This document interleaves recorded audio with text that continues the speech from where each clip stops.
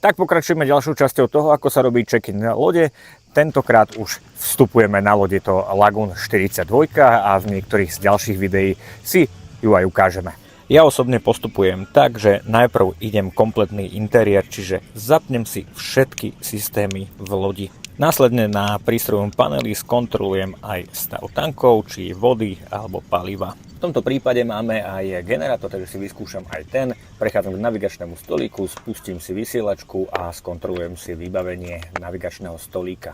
Všetko, čo som našiel, respektíve nenašiel, zapíšem okamžite do tzv. Checklistu.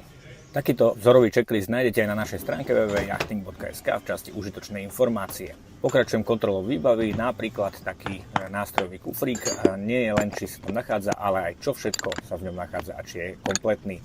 Ideme ďalej, nájdeme si lekárničku. Tu nie len, že skontrolujem, či ju mám, ale si ju aj vyložím na viditeľné miesto. Predtým samozrejme pozriem tak zbežne jej obsah, či je kompletný. Keď som už našiel kompletný stav vybavenia podľa checklistu a zaznačil si to, idem kontrolovať stav lode ako takej.